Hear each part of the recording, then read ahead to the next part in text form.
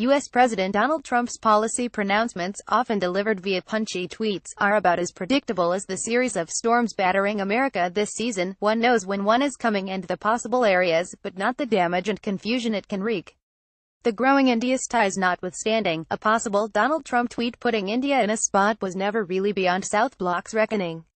The question was, perhaps, its time of arrival. It came last weekend, October 14-15, a tweet that jolted many in the Indian establishment starting to develop a much better relationship with Pakistan and its leaders. "I want to thank them for their cooperation on many fronts," Trump wrote. A flip-flop on a key issue is a Trump hallmark. He has done it many times, embarrassing his officials and policy planners and delighting his detractors. Despite that, this 180-degree turn by Trump, who till a few days back had identified Pakistan as the main source of instability in the af-pak region and publicly castigated it for its terror links, shook the confidence of Indians, who were visualizing the country's future closely tied to the U.S. What exactly Pakistan had managed to do in this short time remains a matter of speculation. Its foreign minister, Khwaja Asif, had recently been to the U.S. to hold talks with officials in the Trump administration and pledge Pakistan's loyalty. The only visible move that might have been initiated by Pakistan came in the release of an American-Canadian couple and their 3 children from a harrowing 5-year captivity by the Haqqani network, a terror group active in af-pak with alleged links with the ISI. Seasoned observers, however, are not surprised. The U.S. move looks predictable. We have seen it in the past.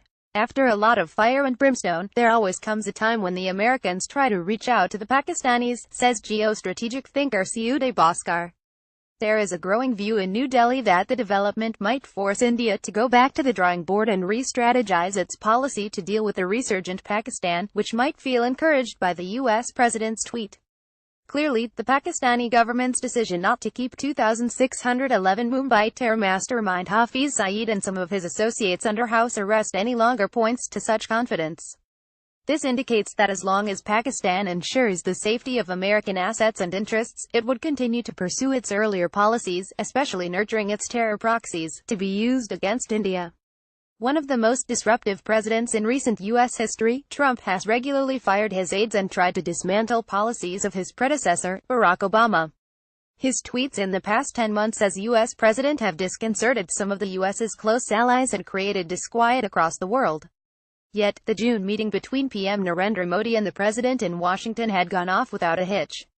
The palpable warmth they radiated created the impression that the two countries that already enjoyed strong, bilateral ties were now climbing to a new high in the partnership. Thus, the sense of elation that most Indian commentators felt when Trump announced his new Afghanistan policy 2 months later, and which caused panicky consternation in Islamabad, was understandable. Pakistan, Trump had thundered, sheltered the same terrorist organizations that had been trying to kill Americans every day, though the U.S. had been paying Islamabad billions and billions of dollars. All that will have to change immediately, asserted the U.S. president, as he asked Pakistan to demonstrate its commitment to civilization, order and peace. To Indian policy planners, Trump's statement on Pakistan's terror links, especially his public castigation of Islamabad, was almost a total endorsement of what New Delhi had been talking about all these years on cross-border terrorism emanating from Pakistani soil. Former Indian Foreign Secretary Kanwal Sibal feels India should have been more cautious in its response. "We did go overboard in our response. We should have said it is a welcome first step to keep up the pressure. But we seemed a little too eager in highlighting Trump's statement on Pakistan and its links with terror groups," Sibal points out.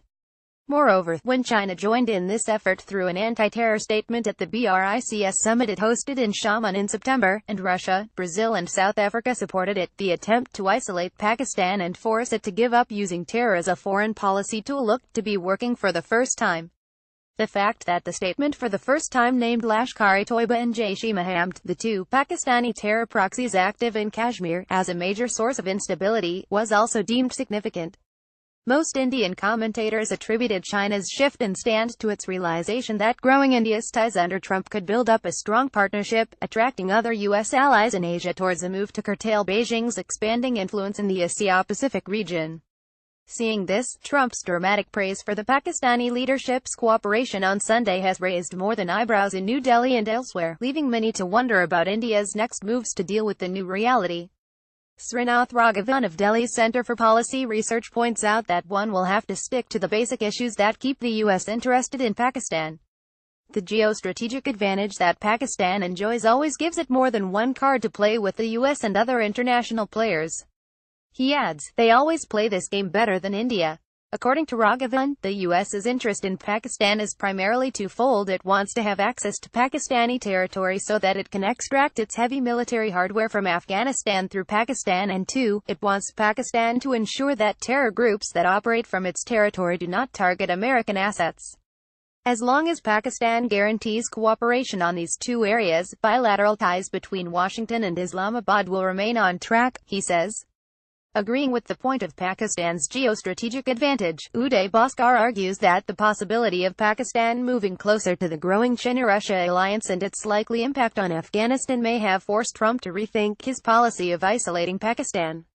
China has heavily invested in Pakistan through the $50 billion China-Pakistan economic corridor. It is thus in Beijing's interest to see a stable Pakistan. Far from ticking its all-weather ally off, the Chinese attempt to criticize Pakistani terror groups was actually an attempt to ensure, through a bit of pressure, that its heavy investment does not go up in smoke because of the instability born of spiraling terrorist activities there. In addition, avoiding an armed confrontation between India and Pakistan not only ensures peace, but also brightens the chance that India may also join the CPEC in the near future. It's a challenge for India to chart a course on the storm-tossed sea of Trump's policy statements. Given the intemperate nature of the U.S. president, it may not come as a surprise if in coming weeks he again lets out his steam on Pakistan and its terror links. The Indian leadership, wiser now, should be more careful about its reactions.